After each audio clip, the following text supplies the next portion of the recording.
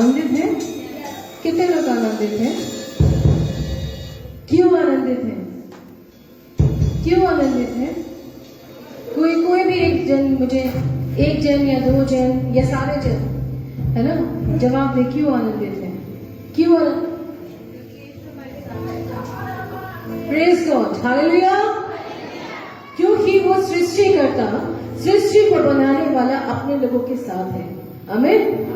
आपको पता है जब अब्राहम के जीवन को मैं और आप देखते हैं ना, तो 3 चीजें अब्राहम के जीवन में पाई गई। सबसे पहला था विश्वास।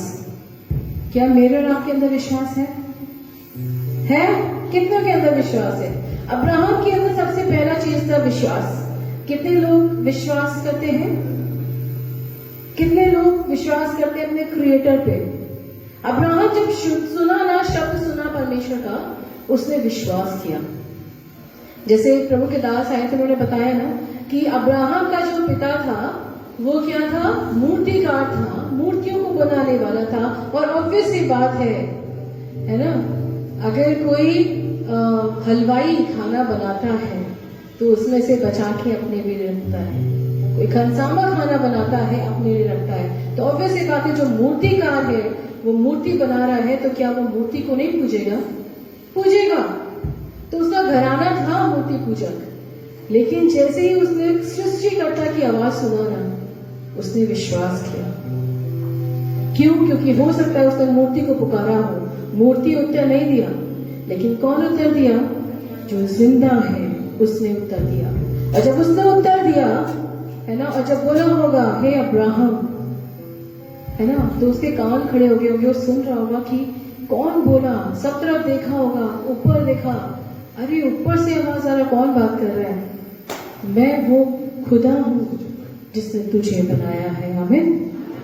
आज मुझसे और आपसे प्रभु बात करता है। तो पहली चीज अब्राहम के जीवन में क्या था?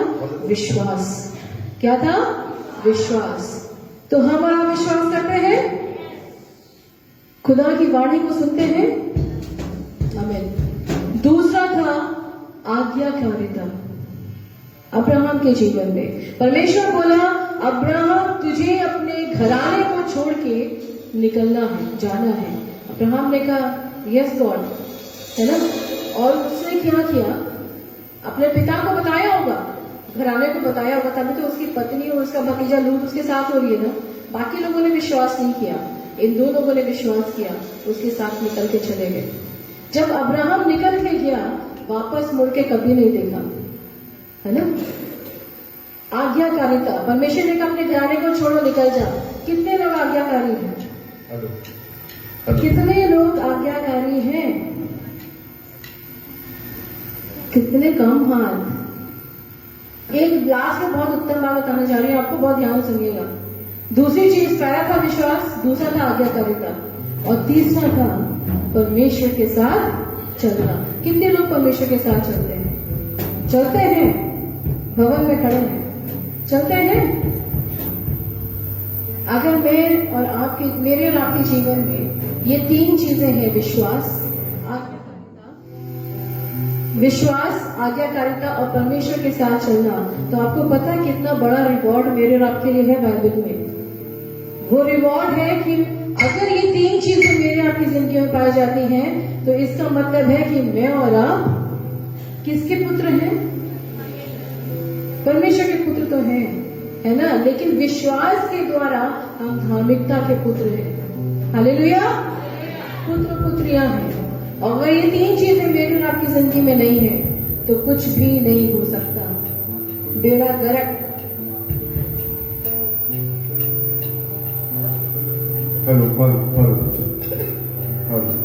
तो मुझे और आपको किसकी सुनना है? अपने सृष्टिकर्ता का सुनना है। किसका? सृष्टिकर्ता का, जिसने सारी सृष्टि को बनाया है ना, जिसने सारी कायनात को बनाया है ना। उस परमेश्वर को मुझे और आपको सुनना है। वो हमारा क्या है? रक्षक है, ठीक है। और उसको मुझे और आपको क्या करना? अपनी जिंदगियों से उसको गुणगान करना है कि मेरे खुदावन, मैं धन्यवाद देती हूँ, मैं धन्यवाद देता हूँ कि तू मेरे साथ है। और इसी आराधना के साथ, है ना, सारे सृष्टि के मालिक तुम ही हो, सारे सृष्टि के रक्षक तुम ही हो। वाकई में है ना, सारी कायनात का, है ना, पूरे होल यूनिवर्स का कौन मालिक है?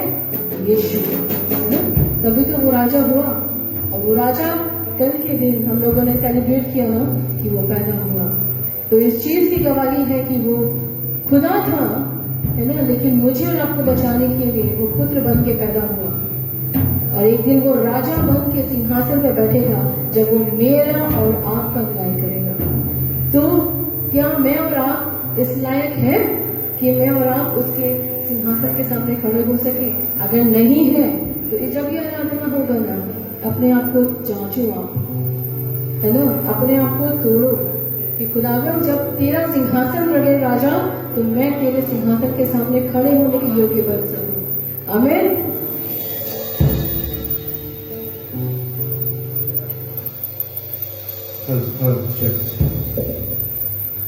सारी सृष्टि के मालिक तुम ही हो, सारी सृष्टि के राजा तुम ही हो, करते हैं तुझको सादर प्रणाम, गाते हैं तेरे ही गुणगान। सारी सृष्टि के मालिक तुम ही हो, सारी सृष्टि के राजा तुम ही हो, करते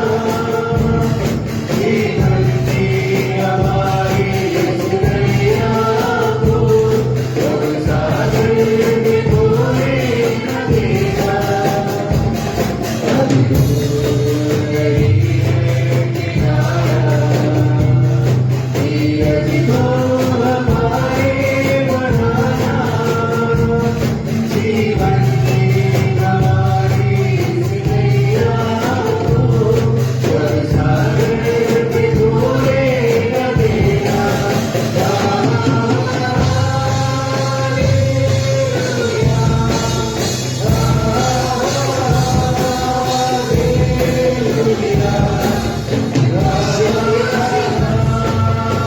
We worship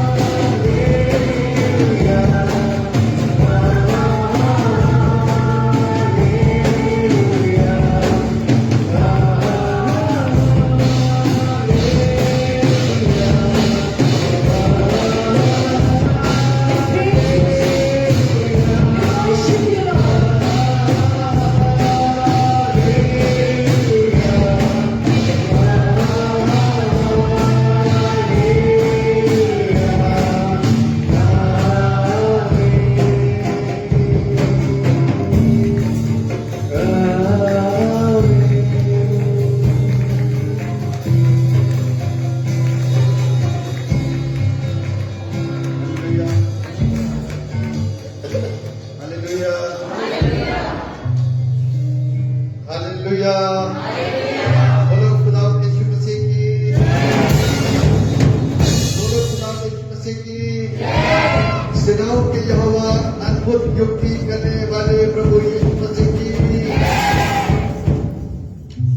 हम लोग आनंदित हैं क्योंकि जगत के सृष्टिकर्ता जो सारी सृष्टि को बनाने वाला है,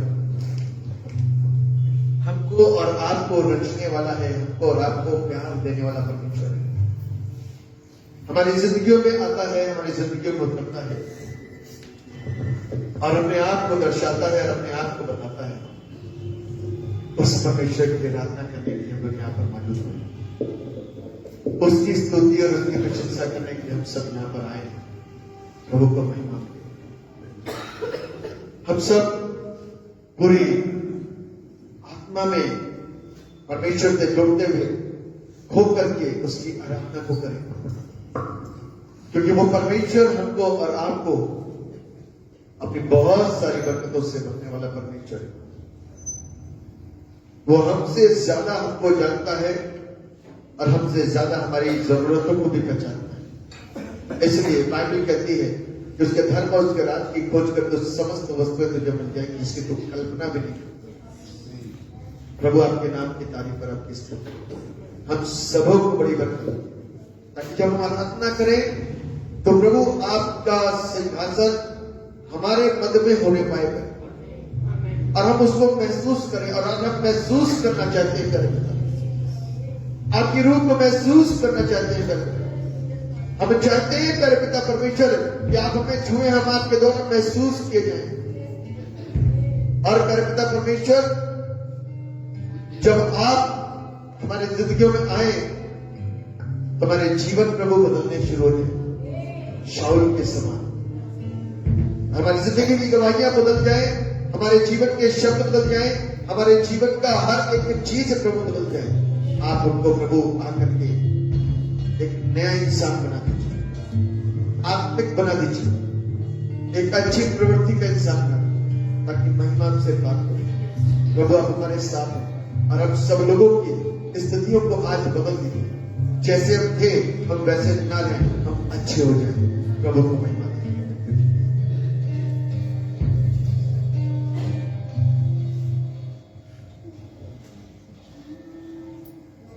मुझे छू खुदा,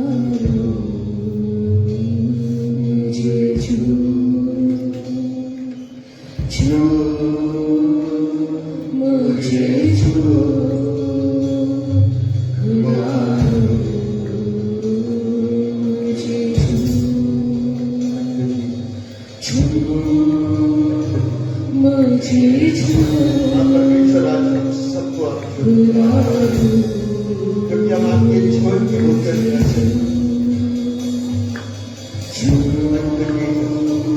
मुझे छू धन्यवाद करते हैं। खुदा, मुझे छू आपका रूह हमें छुए, मेरी जान, मेरी रूह को,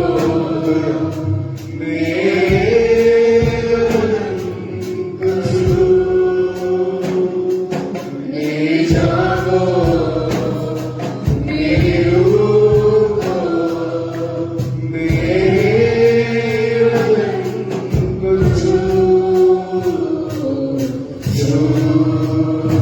मुझे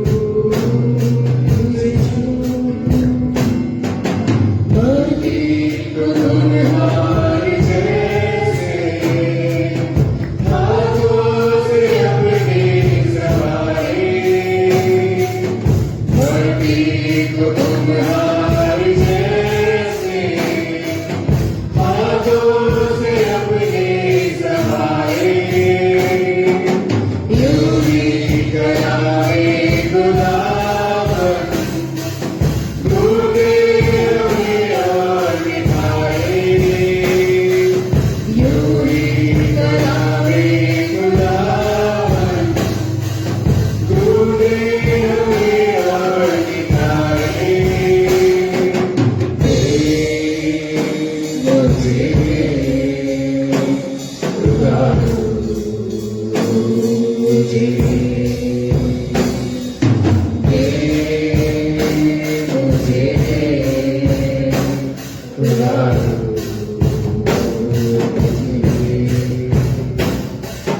जानो मेरी रूह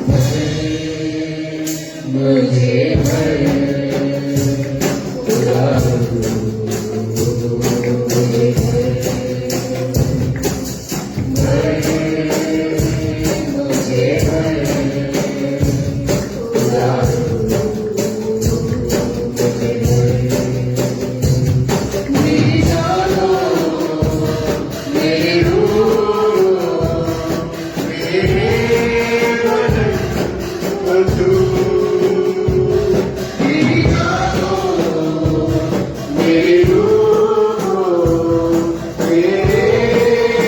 सारे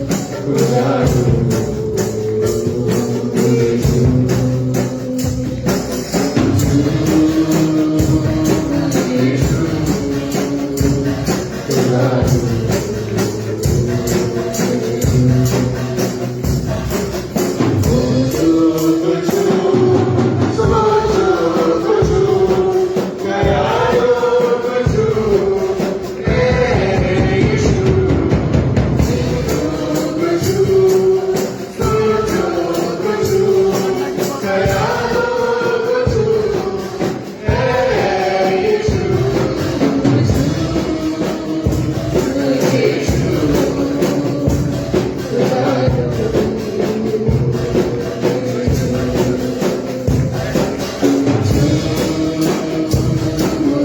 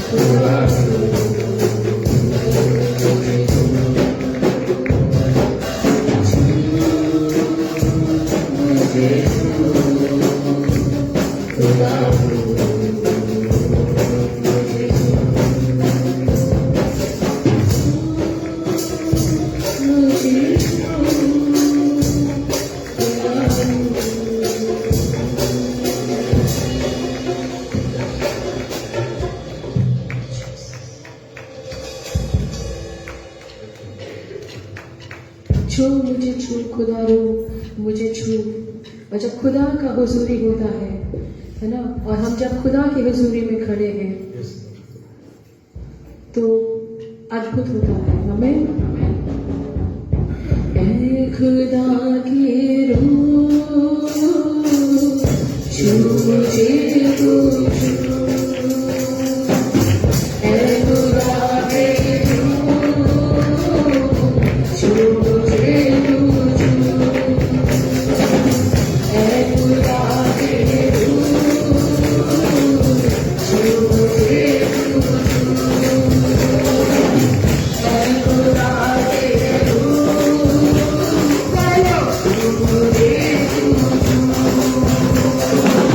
तेरी हजूरी में खड़े हैं, तेरी हजूरी में खड़े हैं, तेरी हजूरी में खड़े हैं, हमें नजरेगा तू,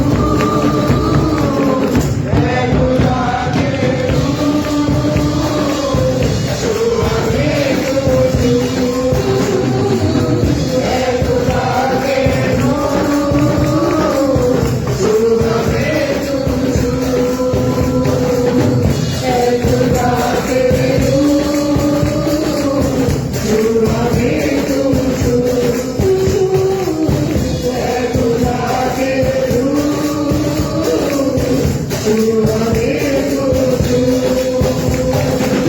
तेरी हजूरी में खड़े हैं, तेरी हजूरी में खड़े हैं, तेरी हजूरी में खड़े हैं, हमें नजरेगा तू,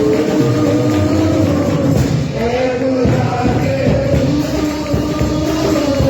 छू हमें तू छू, ऐ खुदा के छू हमें तू छू, ऐ खुदा के छू हमें तू छू, ऐ खुदा के छू हमें तू छुए हमें मिले आजादी, हो जाएगी बसा के आदि, छुए हमें मिले आजादी, हो जाएगी बसा के आदि, छुए हमें मिले आजादी, हो जाएगी बसा के आदि, दिल में हमारे दुआ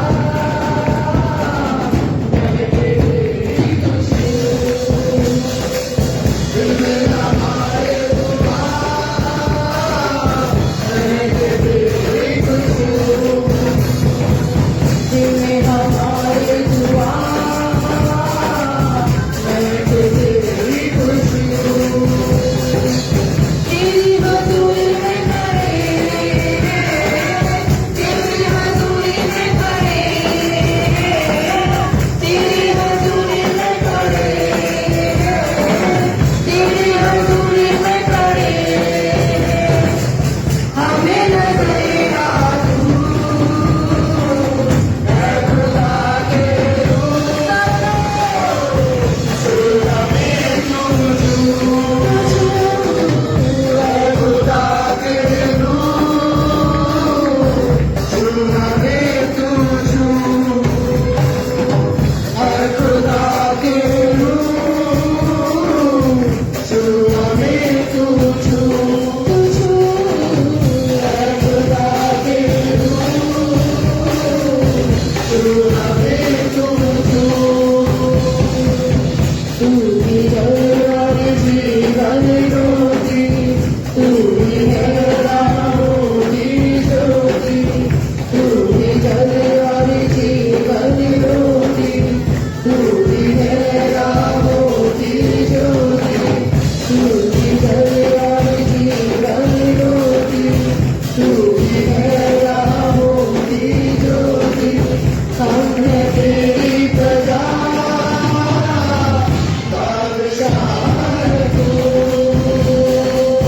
हम हैं तेरी प्रजा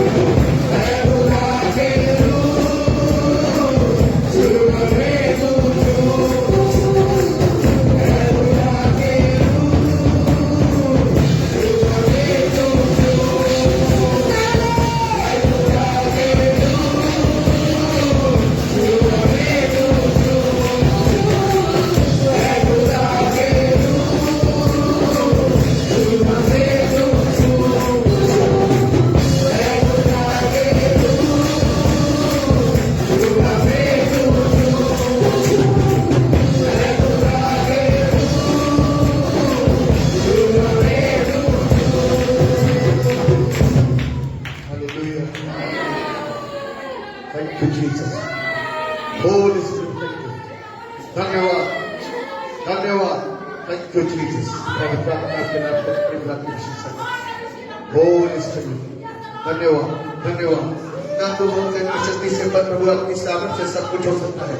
जब आप हमको छूते हैं तो मेरे बेटा परमेश्वर दुष्ट आत्माएं अंदर आपकी ओर काटती हैं। जब आप हमको छूते हैं तो पवित्र आत्मा हमारे जीवन को तलाश करके हमको अद्भुत भाषाओं से भर देता है। हालेलुया। आपके नाम की तारीफ को दुष्ट आत्मा यीशु के नाम से निकल के भाग जाओ।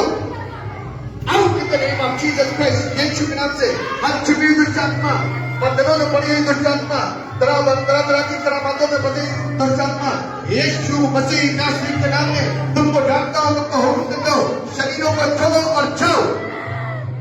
Go ahead in Jesus, Holy Spirit, out in Jesus, यीशु के नाम से दुष्ट आत्मा का काम इस जगत पर नहीं है, क्योंकि परमेश्वर का रूह यहाँ पर दुर्विश कर रहा है और लोगों को छू रहा है, लोगों को जीवन दे रहा है। हालेलुया। Thank you Jesus. धन्यवाद अद्भुत दिखाने वाले मेरे स्वामी, आपके नाम की तारीफ और प्रशंसा करते हैं। इस बात के लिए कि आप यहाँ पर है और शैतान में से है, शैतान तड़प रहा है, शैतान कांप रहा है, शैतान रोक रहा है। बीमारियां जा रही हैं, लोग जल्दी हो रहे हैं, लोग छीन हो रहे हैं।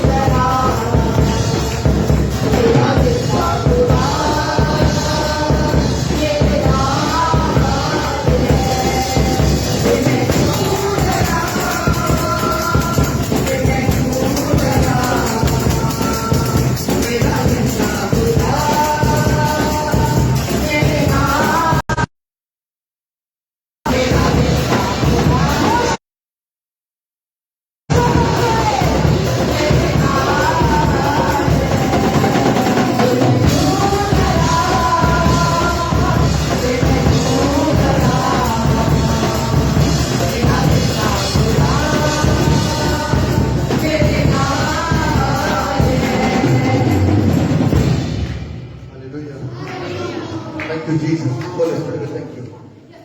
धन्यवाद। न तो बोलते न सकते से बल्कि अपनी सामर्थ्य लोग चकित किए जाए। दुष्ट आत्माएं प्रभु यीशु के नाम में शरीर को छोड़ करके निकलती हुई दिखाई दे, चिल्लाती हुई, कांपती हुई, तड़तड़ाती हुई अभी और इसी समय दुष्ट आत्मा में तुमको यीशु के नाम में डांटता हूं। अभी कभी शरीरों को छोड़ो और निकल के भागो, क्योंकि तुम्हारा अधिकार शरीरों पर नहीं है। ये शरीर परमेश्वर ने बनाया है, ये शरीर परमेश्वर ने बनाया है। शरीर को छोड़ो, शरीर को छोड़ो, शरीर को छोड़ो। इस पर यीशु का अधिकार है, इस पर शैतान का अधिकार नहीं है, इस पर शैतान का अधिकार नहीं है। आओ, छोड़ सकते हो अभी ऐसी समय दुष्ट आत्माएं शरीर को छोड़ रही है। Right now, यीशु के नाम से, यीशु मसीह के नाम से देखो कैसे अजब हुए काम, देखो कैसे अजब हुए काम, देखो कैसे अजब हुए काम, देखो कैसे अजब हुए काम। अंधे आते हैं, आगे पाते हैं, अंधे आते हैं, आगे पाते हैं, रोगी रोगों से पाते आराम। यीशु मसीह के नाम से देखो कैसे अजब हुए काम, देखो कैसे अजब हुए काम, देखो कैसे अजब हुए काम, देखो कैसे अजब हुए काम। यीशु मसीह का मज़ा छाया है, यीशु मसीह का मज़ा छाया है, रूहे खुदावंद आया है, रूहे खुदावंद आया है। कैदी रिहाई पाते हैं, कैदी रिहाई पाते हैं, जय यीशु गाते हैं, जय यीशु गाते हैं। लम्बे चलते हैं, तेरे सुनते हैं, लम्बे चलते हैं, तेरे सुनते हैं। आज पूरा हुआ है कलाम, यीशु मसीह के नाम से देखो कैसे अजब हुआ, देखो कैसे अजब हुए काम, देखो कैसे अजब हुए काम,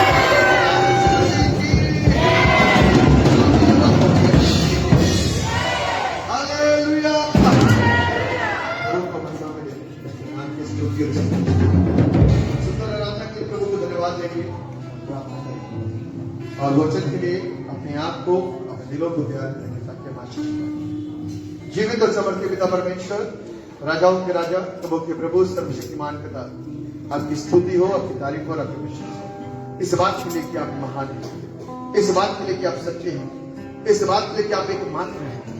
आपके अलावा ना तो कोई था, ना है, ना कभी होगा।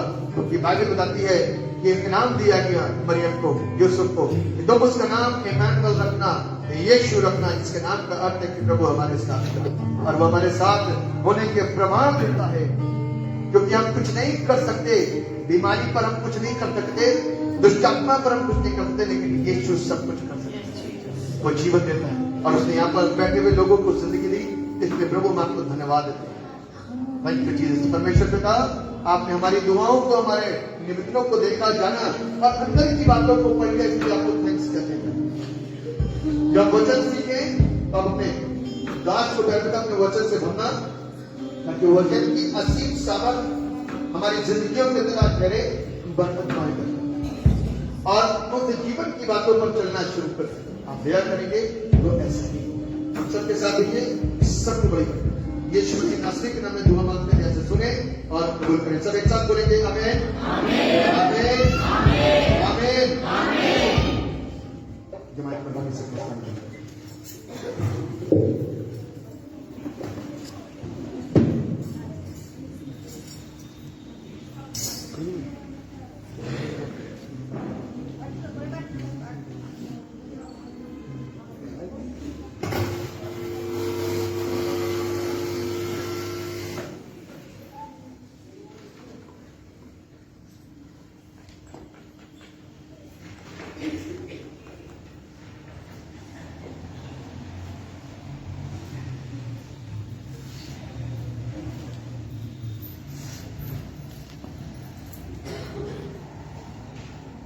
हालेलुया। प्रभु यीशु के जीवित और समर्थी और जलाने नाम में आप सबको जय यीशु मसीह की। इस जन्म की जगह अभी तक नहीं हुई है, बहुत ही बार फिर से प्रभु यीशु क्रिस्ट का जन्म दिवस आप सब लोगों को जो आज आए हैं, आप लोगों को, आपकी फैमिली को बहुत बहुत मुबारक हो। प्रभु आप सबको बहुत बरकत दे और अपनी महिमा के मोहताज के साथ इस्तेमाल करें।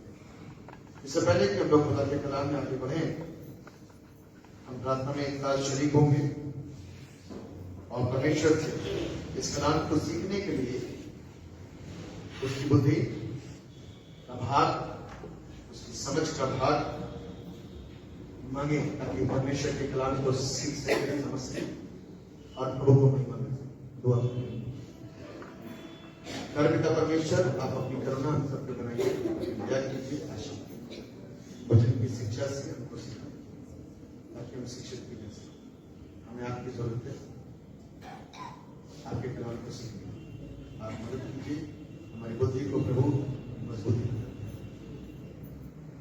हमारी समझ को प्रभु ऐसा ही ठहरा करिए कि कोई और गलत चीज, गलत बात, गलत शब्द, गलत शिक्षा इसको स्वीकार ही ना कर। अच्छी बातें, अच्छी शिक्षा इसके अंदर आप दया करेंगे यीशु के नाम से।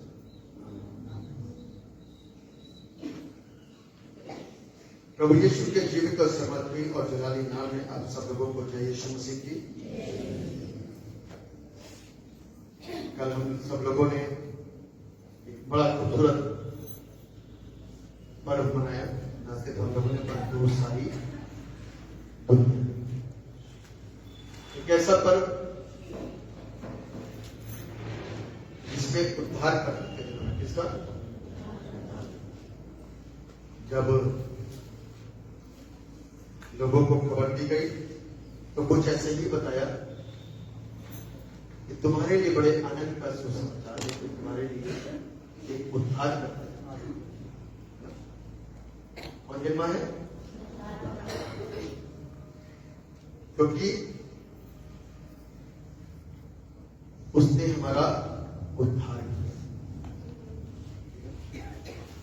एक ऐसा उद्धार जिसको बहुत सारे लोग अभी तक समझ नहीं पाए। चाहते तो सब है, लेकिन उद्धार प्राप्त करने का जो मार्ग है उस पर चलना कठिन हो जाता है ना? उस पर चलना कठिन हो जाता है। इसीलिए कल तक कुछ लोग चल पाए थे, लेकिन आज नहीं चल पाए। कल आप कुछ सांस लेने की भी जगह नहीं मिली, लेकिन आज खूब सांस ली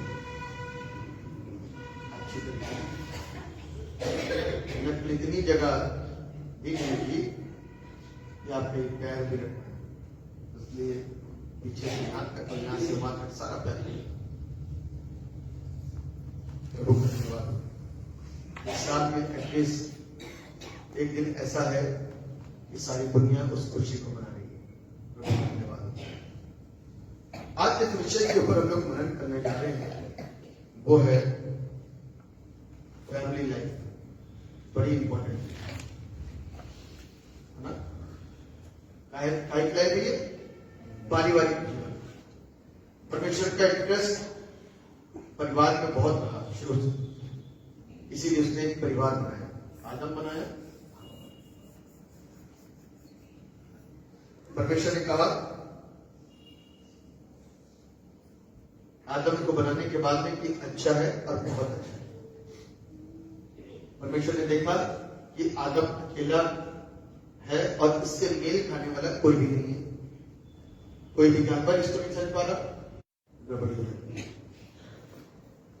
तो परमेश्वर नहीं चाहता कि हमारे परिवारों में गड़बड़ी हो, इसीलिए परमेश्वर ने आदम के लिए हव्वा को बना दिया ताकि सबके अंदर एक समानता पाए, और वो एक समानता का भाव आज फैमिली के अंदर आना चाहिए और दिखना चाहिए। यदि नहीं दिखता है तो ये अफसोस है, क्योंकि परमेश्वर ने स्त्री और पुरुष दोनों को एक समान रूप में बनाया ताकि वो परमेश्वर की उपासना करें।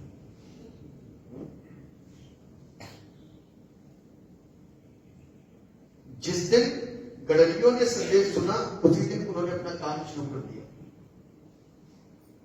और जिस दिन हमने सुना तो हमारे भी कर्तव्य बनते हैं कि हम काम करना शुरू करें।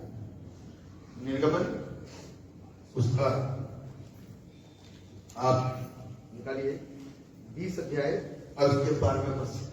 कोई एक जन पढ़े निर्गमन की पुस्तक उसका 20 अध्याय और उसके 12वें पद।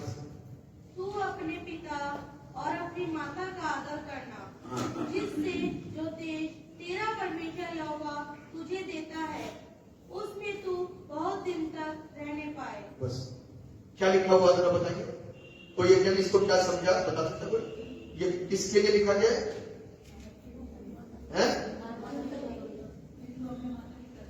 जी हाँ, जी हाँ, जी हाँ, बच्चों के लिए लिखा गया है कि तू अपने माता पिता का आदर करना।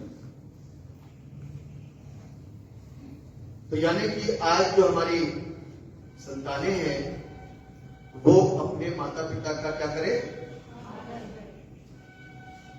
लेकिन मैं थोड़ा सा दूसरे नजरिए से इसको देख रहा हूं कि तू अपने पिता का आदर करना। जिसने उसका आदर करा उसको धरती पर आदर मिला, जिसने उसका निरादर करा उसको धरती पर भी निरादर होना पड़ा। ध्यान रखना, बड़ी इंपॉर्टेंट बात है। आदम और हवा ने उसका निरादर करा कि नहीं करा? तब से लेकर आज तक आदम और हवा निरादर ही होते चले आते। कभी बेटा हाथ उठा देता है बाप के ऊपर, तो कभी बेटी हाथ उठा देती है मां के ऊपर, तो कभी कोई गाली देता है तो कभी कोई गाली देता है, क्योंकि अब उसका आदर नहीं करता। समझ पा रहे हैं? बहुत सिंपल सा शब्द है। जिस घर के अंदर दुआ नहीं है, जिस घर के अंदर उसका आदर नहीं है, उस घर के अंदर आप सम्मान देखोगे ही नहीं। कड़वा जरूर है लेकिन बुनियाद वहीं से डालनी चाहिए। जिस घर के अंदर दुआ और प्रार्थना नहीं है, आप उनके घर की औलादों को बिगड़ते हुए देखोगे। एली कैसा इंसान था बताइए जरा? हाँ जी, एली लेकिन अपनी औलाद को संभाल नहीं पाया। दुनिया को संभाला लेकिन ये अपनी औलाद को संभाल नहीं पाया। इसलिए बाइबल में कहा कि उसके लड़के लुच्चे थे, है ना? कैसे लिखा हुआ? उसके लड़के लुच्चे थे। लुच्चे शब्द मालूम किसके इस्तेमाल होता है? गंदे लोगों, बिगड़ैल, स्त्रियों को छेड़ने वाले लुच्चे बोले जाते हैं। अच्छे लोग दुनिया को समझाया, अपनी शिक्षा अपने तक सीमित रखी और अपनी औलाद को उस शिक्षा को देने में देरी कर दी। कुछ लोग अपनी औलाद को शिक्षा देने में देरी करते कि अभी नहीं, अभी तो बच्चा छोटा है, लेकिन कितनी जल्दी वो छोटा बन जाएगा आपको पता नहीं चलेगा। फिर रोते हुए कहां होंगे? नहीं, ये क्यों बात नहीं आओगे? पहले तो धागा बनवाएंगे लोग बाहर जाकर के, भगत जी के पास में जाकर के, हमारा बच्चा बिगड़ा हो गया तो वो एक धागा बना के देगा, लो अब ठीक हो जाएगा। दूसरा धागा, तीसरा धागा, उसके बाद में एंड में कोई बताएगा चलो भैया चर्च में चलो। जिसने उसका निरादर करा, उस परमेश्वर का निरादर करा, उसके जीवन के अंदर आदर आ नहीं सकता। भूल गए हम आप कि हमारे रब की रचना किसने करी, किसने की, क्यों करी, किस वजह से करी। बाकी कहती तुम उसके लिए संतान पैदा करो, उसकी समानता में संतान पैदा करो। परमेश्वर ने हमारे अंदर अपने बोल डाले थे, हमने अपने को अपने आप से संसार में बटोर लिए किसी दूसरे के बहकावे पर आ करके, है ना? किसके पेरेंट्स बच्चों को दारुओं की बोतल लाकर के देते हैं, बेटा पी, आज त्योहार का दिन है। कोई पेरेंट्स ऐसा करता है? बताओ ना। अरे करा किसी ने? कोई करता है? पुरुष ने, महिलाओं में कोई करता है? तो बच्चे कहां से सीख रहे हैं बताइए? बाहर से, क्योंकि कोई आपके बाहर से बहकाता है, बाकी कहती कोई बहका रहा है, और उस बहकाने वाले ने हब्बत को आकर के बहकाया। कुछ माएं अपने बच्चों की पार्टी कर लेती है, कुछ बाप अपने बच्चों के लिए ऊपर बोलापन बोल देते हैं, वो पार्टी होती है। और बाइबल बताती है कि अपने बच्चों पर जिसने छड़ी नहीं उठाई वो उसका सबसे पहला सबसे बड़ा दुश्मन है। तो ये बाइबल के निर्गमन की पुस्तक उसके 20 अध्याय का 12वां पद कैसे पूरा हो सकता है हमारी लाइफ के अंदर? सोचो जरा, पूरा हो जाएगा? बच्चे कहेंगे नहीं तो नहीं, मां बाप कुछ नहीं कर पाएंगे, क्योंकि अब वो दरख्त बन गए, उनके तने मोटे हो गए। को सिखा मेरे प्रियो, हम और आप भूखा ना खाएं, क्योंकि मनुष्य के जीवन के अंदर जो सबसे पहला अधिकार है वो परमेश्वर का है। हम और आप उस चीज को भूल चुके हैं। हम पर आपको कोई दूसरा करके बहका करके चला जाता बड़ा आसानी के साथ में, देख तो इसको खाएगा तो परमेश्वर के तुल्य हो जाएगा। आज भी इंसान की सोच मालूम कैसी होती है? मालूम है? परमेश्वर की बराबरी करने की, अपने पड़ोस वाले बंगले जिसके पास में 4 गाड़ियां जिसके पास, उसकी बराबरी करने की, अपने मित्र की बराबरी करने की, परमेश्वर की बराबरी करने की सोच में वो भूल गए कि पैदा करने वाला कौन है। आदम को बनाया किसने? भूल गया कि जिसने बनाया क्या मैं दूसरे इंसान को बना सकता हूं? वो परमेश्वर है। जिसने परमेश्वर की बराबरी करने की कोशिश करी, क्योंकि बहकाने वाले तो बहुत होते हैं, और इसके लिए हमको अपनी बुद्धि को तेज रखना है। उस बुद्धि को प्राप्त करने के लिए हमको परमेश्वर के पास जाना है, क्योंकि बुद्धि हर चीज का सबसे इंपॉर्टेंट है। सबसे बड़ी चीज से सुलेमान ने परमेश्वर से क्या मांगा था? बुद्धि मांगी थी कि परमेश्वर मुझे बुद्धि दे दे, मुझे मालूम है कि बुद्धि आ जाएगी तो सब कुछ हो जाएगा। सबसे बड़ी बात कि जो उसके पास था ना बुद्धि, उस बुद्धि से उसने सब कुछ सोचा और कहा प्रभु मुझे और बुद्धि चाहिए।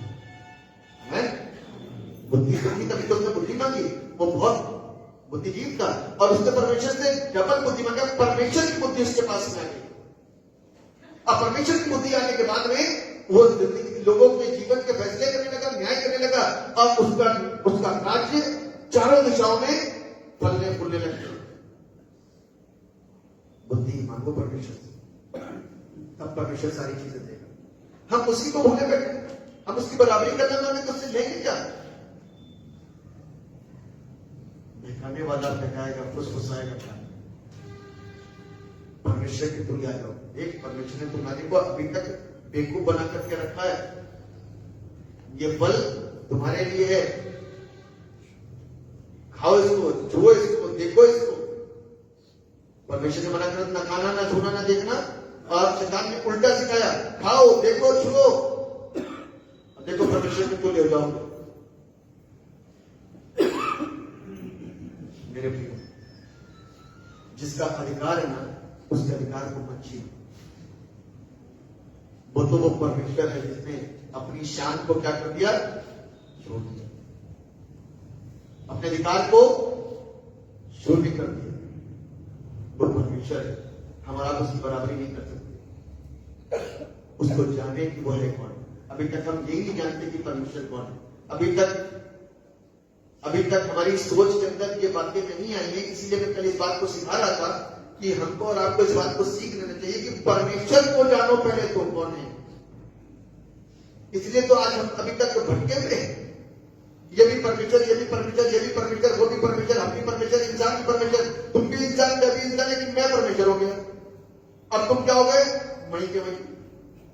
क्या मूर्खता है, कितनी बड़ी मूर्खता है। उस परमेश्वर को जानो जिसने सब चीज को रचा और बनाया, सूरज चांद सितारे, पहाड़ पहाड़ियां, जीव जंतु, जानवर, जल वाले, हल वाले, उड़ने वाले, सब उसने बनाए। उसको भूल गए। तो परिवार कैसे बनेगा? परिवार कैसे चलेगा? परिवार की नींव कैसे चलेगी? उसके बगैर परिवार की नींव नहीं डल सकती। बाइबल कहती है, भजन संहिता 127 को उसके पहले पद को पढ़ लीजिए, कहता है यदि घर को यहोवा न बनाए तो उसके बनाने वाले का परिश्रम व्यर्थ होगा। आप क्या सोच रहे हो? आपने शादी कर ली तो सब कुछ हो गया। पुराने एंसेस्टर का कहीं ना कहीं तो लेखा जोखा वहां देना पड़ेगा। हमारे अंदर जो चीज चल रही है, हमारे अंदर जो डीएनए पाया जाता है, आपने देखा होगा एक से एक जबरदस्त एक्सीडेंट होते हैं जिससे पहचान नहीं पाते, लेकिन डीएनए के द्वारा कोशिश करते हैं उन लोगों को रिकॉग्नाइज करने की, ये किसका मेल खाता है, किससे जुड़ा हुआ है। तो हमारे अंदर जो जीन है, पेरेंटल चीज है, हमारे शरीर के अंदर तो जाएंगी, बच्चों के अंदर तो जाएंगी। शक्ल सूरत तो दिखने लग जाती है, लेकिन गुण बाद में दिखते हैं। शक्ल सूरत तो मिलने लग जाती है 2 साल के अंदर, 1 साल के अंदर आप पहचानने लग जाते। देखो मम्मी की तरह, देखो पापा की तरह, है ना, नानी की तरह, दादी की तरह। गुण कब पहचानोगे? एक बिल्कुल पापा के ऊपर चला गया, अपनी मां पे चला गया, गुण बाद में दिखाई देते। इसीलिए आज परिवार को यदि स्ट्रॉन्ग करना है तो उसका निरादर ना करना कभी भी। जिसने उसका निरादर करा, उसका निरादर करना यह है, मैं आपको बता रहा हूं, पत्थर को पूजोगे तो उसका निरादर है, इसको पूजोगे तो उसका निरादर है, सूरज चांद सितारों को पूजोगे तो उसका निरादर है, इंसान को पूजोगे तो उसका निरादर है। ध्यान रखना कि वो कौन है और हम कौन है। ये निरादर है उसका। आप सोचते हो कि हमने बहुत बड़े बड़े दान दक्षिणा चढ़ा दिए, घी चढ़ा दिया, तेल चढ़ा दिया, सब कुछ चढ़ा दिया, आप उसको निरादर कर रहे हो। वो आपकी इन सारी चीजों का भूखा नहीं है। जो चीज चढ़ाने के लिए वो तो अभी तक नहीं चढ़ाया आपने अपना जीवन। जो चीज चढ़ाने की है वो नहीं चढ़ा पाए। जो चीज बड़े आसानी से निकल सकती वो दे सकते हो। जाड़े में गरीबों को कपड़े बांट सकते हो, लेकिन जाड़े में चढ़ नहीं आ सकते। जो चीज आसानी से हो सकती है, जिसमें आप पैसा फेंक करके आप काम कर सकते हो, वो कर लोगे। जिसमें शरीर को दे करके आप काम कर सकते हो, वो तो कर लोगे।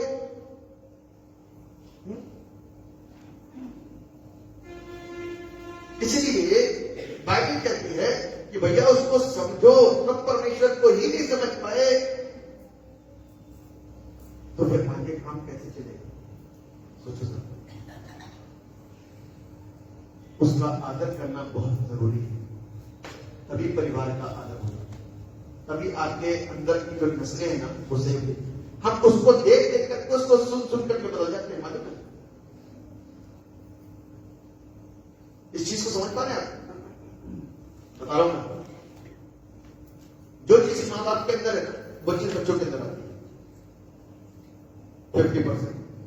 50% को बाहर से खरीदता है। खरीदता का क्या मतलब? बाहर जाएगा, दोस्तों में, मित्रों में, स्कूल में, कॉलेज में, व्यवसाय में, काम में, चलते चलते बिजनेस में, हर जगह वो सीखने लग जाता है। वो बाहर से 50% अपना गेन करता है। वो 50% जिसकी मैं बात कर रहा हूं वो संगति होती है, अच्छी और बुरी, दो तरीके। अब आप कौन सी संगति ले रहे हो? यदि चर्च में आकर के खुदा के कलाम को सुनकर के इसकी बातों को मान करके यदि इसको स्वीकार कर रहे हो तो आपके अंदर वो आता है, अच्छी बात है। यदि बुरी चीजों को ले रहे हो तो आती जाएगी बुरी बात। आधे माँ बाप दिखाई दोगे, आधे अपने तरीके से दिखाई दोगे, यानी कि आप 100% बनोगे। अब एक नई शक्ल, एक नई सुगंध, एक नया नजर, एक नया डिजाइन, है ना? कारों के डिजाइन के बदले आधे कुछ होते हैं लेकिन आधे नए बनते हैं, मतलब कि डिजाइन थोड़ा थोड़ा लुक चेंज, तो हमारे लुक चेंज होते हैं। लेकिन जब यीशु मसीह के पास में आते हैं तो हमारे लुक वास्तविक हो जाते हैं जैसा उसने मुझको और आपको रचा है और बनाया है। परिवार क्यों बिगड़ते हैं? परिवारों का रोना क्यों है? परिवार की सच्चाइयों से दुख क्यों है? परिवारों के अंदर अंधकार क्यों है? परिवारों के अंदर त्राही क्यों है? परिवारों के अंदर इतना विलाप क्यों है? परिवारों के अंदर इतने संकट क्यों है? परिवार के अंदर सब कुछ होने के बाद में लेकिन खुश नहीं है, संतुष्टि नहीं है, हंसी का माहौल नहीं है।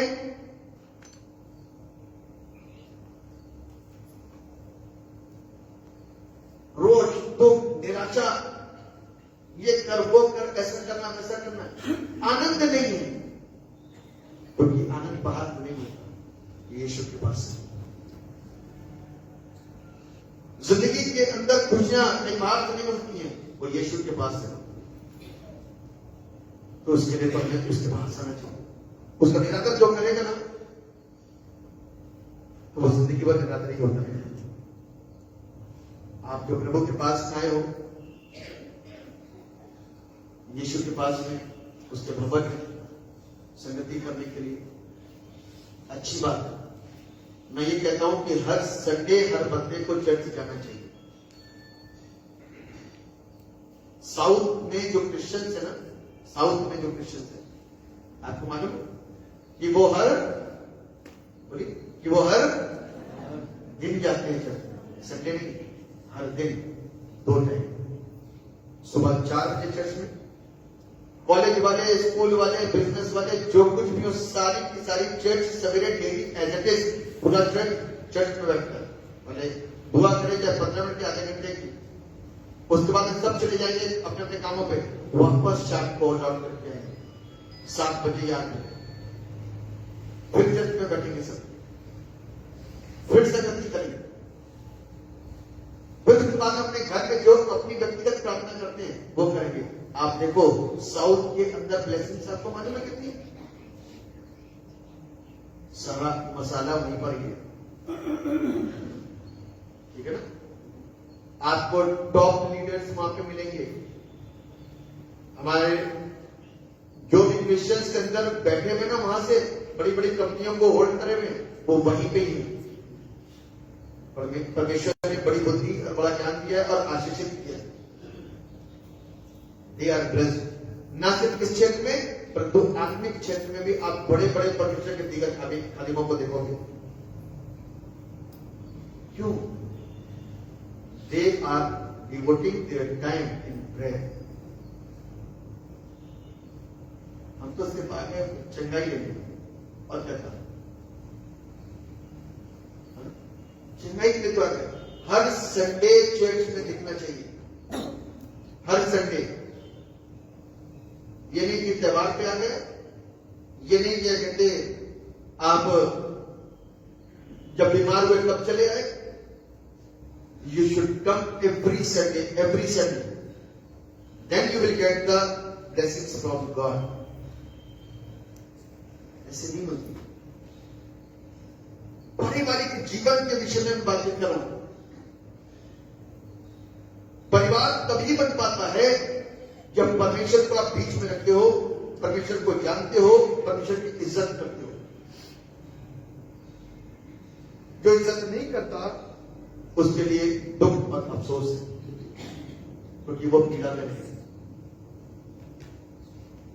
अपनी तरफ से भी और अपनी औलादों की तरफ से। और बाइबल हमको एक बात बताती है, man is a head of his family, father is a head of his family.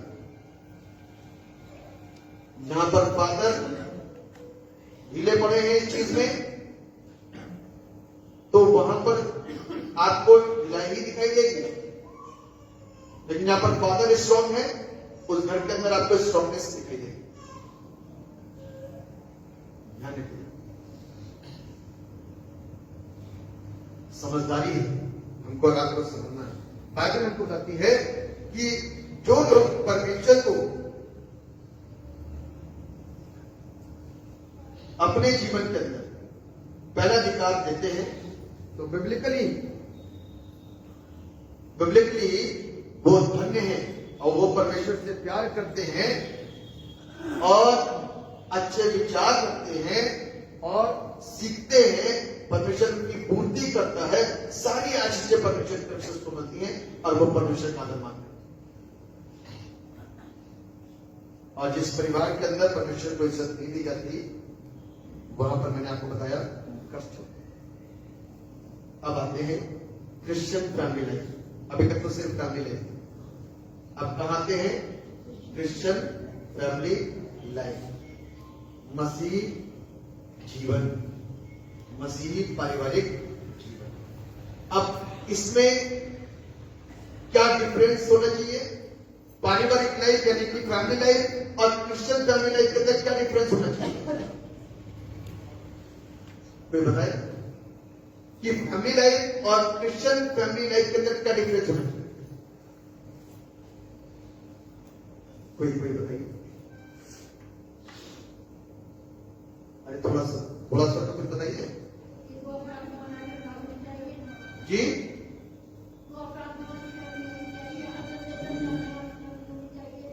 जी जी जी जी जी। और कोई बता सकते? और उससे हटके होना चाहिए। क्या बताया? जी जी, बाइबल के अनुसार चलने वाला, आदतों में हटके होना चाहिए और उससे। हाँ ठीक है, बिल्कुल सही बात, क्योंकि हमारा परमेश्वर सबसे हट करके है ना, हमारा परमेश्वर सबसे हट करके है, तो हमको कैसे होना चाहिए? हट करके। भैया ये हमारा काम नहीं है, हमें हटना है वहां से। हमारा काम गाली देने का नहीं है, हमारा काम बुराइयां करने का नहीं है, हमारा काम व्यभिचार करने का नहीं है, हमारा काम नशा करने का नहीं है, हमें हट करके होना चाहिए। मैं तो कहता हूं कि हमको और आपको स्पष्ट होना चाहिए जो आप करते हो। आप नौकरी करते हो, सबको बता के करते हो? अरे पता है ना कि आप कहां जॉब कर रहे हो? आप पढ़ाई करते हो तो बता के करते हो? अरे पढ़ाई बता के नहीं करते। आप हाई स्कूल में है, इंटर में, 9th में, 11th में, 12th में ट्रेनिंग कर रहे हो तो बता देते हो ना कि हम ये ट्रेनिंग कर रहे हैं, बताते ना? शादी करते हो तो बताते हो ना? ये हो गई शादी या होने वाली है, किससे होगी, है ना? है ना? तो जब नशा अपने विचार करते तो बताएगा, कोई नहीं बताता, क्योंकि आपको मालूम है कि आप गलत कर रहे हो, आपको मालूम है कि आप गलत कर रहे हो। और इससे क्रिश्चियन फैमिली जो लाइफ है ना, उसमें क्रिश्चियन बच्चों के ऊपर एक कलंक लगता है। क्या लगता है? बोलिए कलंक। अच्छा लगेगा, कलंक लगता है। अच्छा ईसाई आज के दिन, पहले क्रिश्चियंस लोगों के चेहरे से ज्यादा था क्रिश्चियन, है ना? दिक्कत है। आज की तारीख में चेहरों में हवाइयां हो गई। आज क्रिश्चियन चेहरे दिख नहीं है, बाल भी हो गए, जी अजीब अजीब नक्शे बना लिए अपने। हाँ, मैं इस चीज को बोलना चाहता हूँ प्रैक्टिकली पोनीटेल बनाने लगे। कि बाइबल एक बात कहती है कि स्त्री पुरुष न बने और पुरुष स्त्री न बने, यानी कि स्त्री पुरुष के वस्त्र धारण ना करे, ना पुरुष स्त्री के वस्त्र धारण। This is wrong according to the Bible.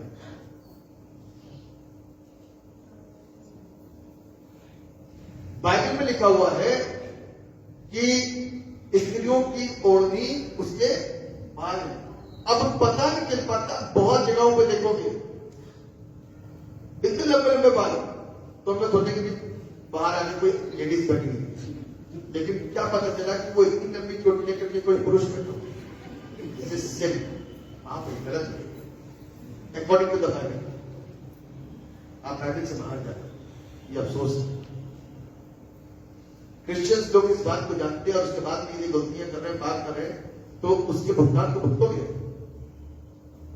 आपने कभी सोचा अपना फ्यूचर? शादी तो करोगे ना, आपकी औलादे भी आपसे छुप छुप करके ऐसे काम करेंगे तो अच्छा लगेगा। आप हर बात में छुपा छुपा के काम करोगे और वो भी आपसे छुपा छुपा के काम करेंगे तो आपको डर लगेगा, गुस्सा आएगा। और आज वही काम आप अपने घर वालों के साथ में कर रहे हैं। इसके दोषी घर वाले हैं, माँ बाप हैं, क्योंकि उन्होंने नींव को अच्छा नहीं डाला। मैं दोषी किसी और को नहीं बोलूंगा, दोषी घर वालों को बोलूंगा, क्योंकि उन्होंने नींव को अच्छा नहीं डाला।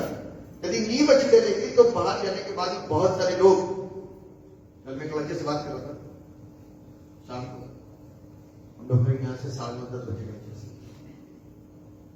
तो उसका कहना था कि फातिह साहब हम क्रिश्चियन हैं, मेरी दिल की इच्छा ये होती है कम से कम अपनी ड्यूटीज में रहते हैं हम लोग, क्रिसमस का दिन है हमारा एक विशेष पावन पर्व है, हम अपने आप को खुश नसीब करते हैं, समझते हैं कि माँ बाप की शिक्षा के द्वारा हम किसी ऐप में नहीं है, कोई नशे में नहीं है, कोई व्यभिचार में नहीं है, कोई गलत कामों में नहीं है, इसीलिए मैं पूरा टाइम आपको चर्च में दे सकता हूं। मैं चाहता हूं कि मैं टाइम ज्यादा से ज्यादा चर्च में, कल लोगों के कितने टाइम बर्बाद होंगे सोचो। यदि आप उनको यहां पर देखने के बाद में उन हालात में देखोगे तो आपको अफसोस होगा, आप भुगतना होगा। इसलिए बहुत सारे पासवान क्रिसमस में सबके घरों में घूमते हैं, मैंने कभी नहीं घूमा, आज तक 17 साल हो रहे हैं, मैं किसी के घर क्रिसमस पर नहीं जाता, क्योंकि मैं सहन नहीं कर सकता सारी बातें। इसलिए मुझे परमेश्वर के घर में रहना बहुत पसंद है। आज तक नहीं गया, कभी किसी के घर नहीं गया, रिकॉर्डिंग मुझे नहीं पसंद। आप बुआ के बुलाओगे, परेशान होगे, तकलीफ होगे, आप बुलाओगे, मैं आ जाऊंगा। लेकिन अब लोगों ने, कुछ जवानों ने, आप जवानों की तारीफ करो, बहुत मेहनती है, अच्छी बात है, लेकिन मैं सब कुछ जानता हूं, उन्होंने वो चीजें त्याग दी। अब चर्च में भी वो जवान नशा करके घुस जाते हैं, जिसकी आप इज्जत करते हो। यहां से तो भगाते हैं चर्च से, दूसरा कोई बाहर निकल नशा करके अब ऐसे, और खुद नशा करके चर्च के अंदर करो, खुशी की बात है। इसी जगह यही जवान है जिसकी आप तारीफ करें। मुझे अफसोस है, मैं निर्बुद्धि नहीं हूं, अंधा नहीं हूं, ना समझ नहीं। परमेश्वर ने आंखें दी है, बुद्धि दी है, स्मेलिंग पावर दी है, अंडरस्टैंडिंग दी है। अफसोस है, जस्ट बिकॉज ऑफ फैमिली उन्होंने आज तक कभी नहीं टोका, उनको नहीं दुख देता होगा, उनको नहीं सुनता होगा। आप बच्चों की पार्टी कब तक लेते रहोगे, स्वर्ग नहीं पहुंचा पाओगे। अब तो लोग कोशिश करने का पैसा, कितने बच्चे हैं जो हमारे चर्च के लोग हैं, कितने बच्चे जब नशा नहीं करते, ये क्वेश्चन करा किसी ने, कितने बच्चे हमारे साथ जो नशा नहीं करते, क्या जवाब दूंगा?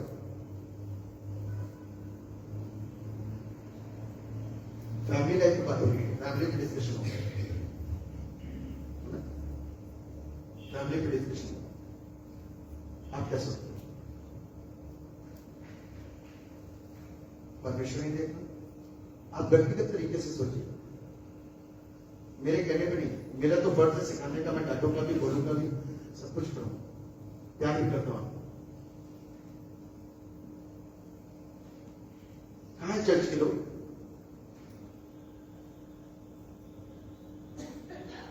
ये तो कुछ बीमार हैं जो चंगाई के लिए आए। चर्च के लोग जो आते हैं, सवेरे भी एक सी बात करता है, जो चर्च के लोग पूरे साल दिखाई देते हैं, सिर्फ वही आते हैं, उसके अलावा कोई मतलब नहीं चर्च में। तो बिगड़ेंगे नहीं औलादे, तो क्या होगा? औलादे बिगड़ेंगे नहीं तो और क्या होगा? सोचो जरा।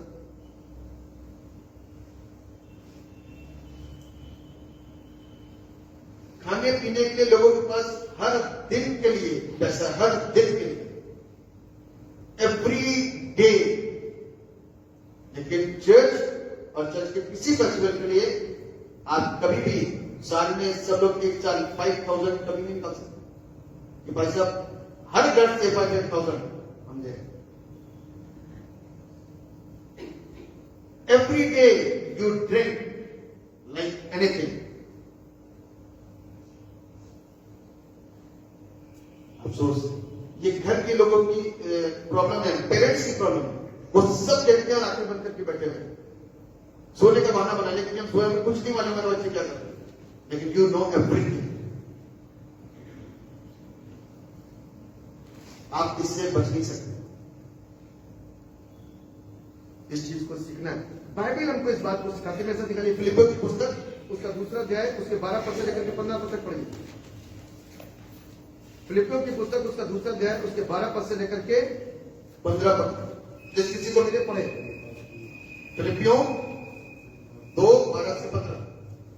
इसलिए हे मेरे प्रियो, जिस प्रकार तुम सदा से आज्ञा मानते आए हो, वैसे अब भी न केवल मेरे साथ रहते हुए और विशेष करके अब मेरे दूर रहने पर भी डरते और कांपते हुए अपने अपने उद्धार का कार्य पूरा करते जाओ, क्योंकि परमेश्वर ही है जिसने अपनी सुइच्छा निमित्त तुम्हारे मन में इच्छा और काम दोनों बातों के करने का प्रभाव डाला है। यानी कि इच्छा और काम करने का प्रभाव डाला है, वो परमेश्वर की।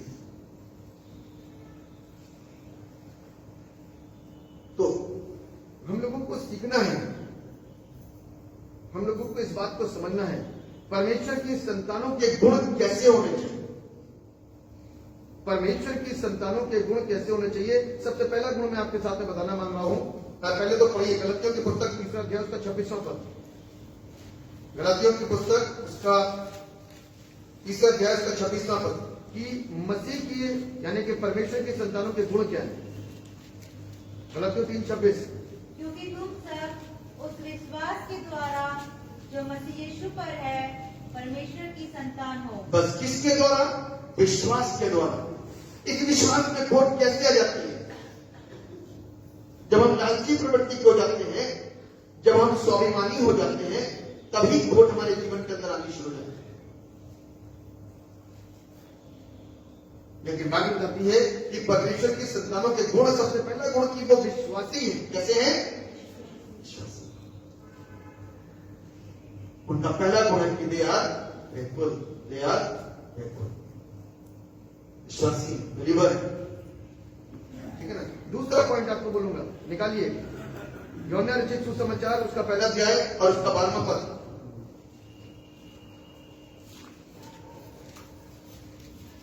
परंतु जितनों ने उसे ग्रहण किया उसने उन्हें परमेश्वर की संतान होने का अधिकार दिया।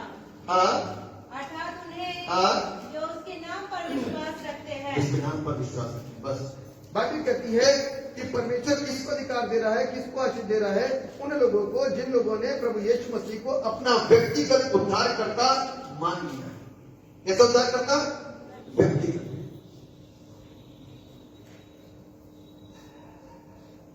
यदि आपने उसको अपना माना है, यीशु आपका है, यीशु आपका स्वर्गीय पिता है, आप यीशु का आदर करते हो, यीशु से प्यार करते हो, तो मिलावट कहां से आ जाती है? तो शैतान कैसे मिलावट कर देता है?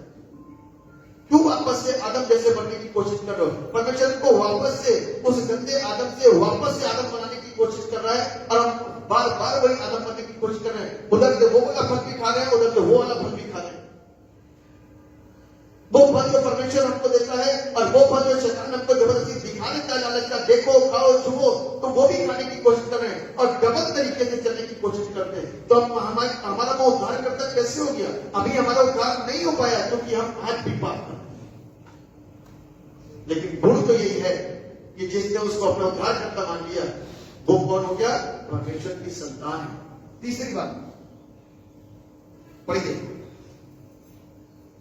रोमियो 8:14। रोमियो की पुस्तक उसका 8वां अध्याय और उसका 14वां पद। इसलिए कि जितने लोग हाँ परमेश्वर के आत्मा के चलाए चलते हैं, हाँ, वे ही परमेश्वर के पुत्र हैं। कौन लोग? जो परमेश्वर की आत्मा के चलाए चलते हैं, they are children of God. जो परमेश्वर की आत्मा के चलाए चलते हैं, ये कोई नहीं। आपको वो शैतान आकर के फुसफुसा तो नहीं रहा है, वो शैतान आपको बहका तो नहीं रहा है। वो कहता मेरी राह पे चल। हम और आप उसके इस टेक्स्ट को समझ नहीं पाते। आप सोचो कि शैतान कितना, आप सोचो शैतान की पिक्चर बनाओ, एक पिक्चर बनाओ शैतान की कि कितना टेक्टफुल है, वो सबको घुमा रहा है। और हम कहते हैं कि हम कौन है?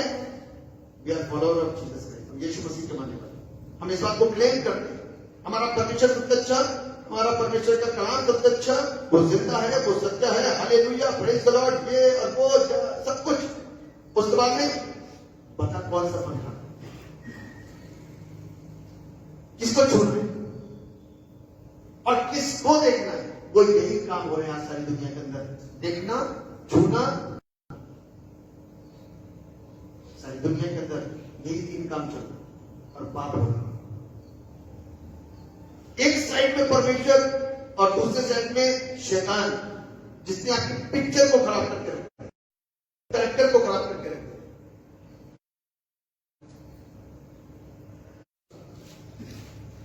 फिलिपियों की पुस्तक उसका 2वां अध्याय और उसका 15वां पद पढ़िए। ताकि तुम निर्दोष और बुरे होकर टेढ़े और ढीले लोगों के संतान बने रहो। हाँ, जिनके बाकी ओवरऑल सब ठीक।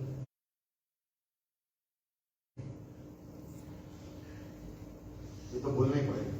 और उस थोड़ी सी प्रॉब्लम की वजह से बहुत कुछ हो सकता है। इसलिए हमको और आपको इस चीज को सीखना है, हमको और आपको समझना है। संगति से, वचन से, प्रार्थना से ल जाते हैं ना, वो परमेश्वर की संतान नहीं हो सकती। जिनके अंदर ये गुण दिखाई दे, आप समझ लो चिल्ड्रन ऑफ गॉड। जिसकी इनके परमेश्वर की उपासना करो, किसके? Shadrach Meshach Abednego. किसके? दानियेल के परमेश्वर। किसके? पौलुस के परमेश्वर की बात करो। वो अद्भुत करता है। देखो अजब हुए काम, जो काम सोच से धर्म माता पिता होते थे, धर्म युद्ध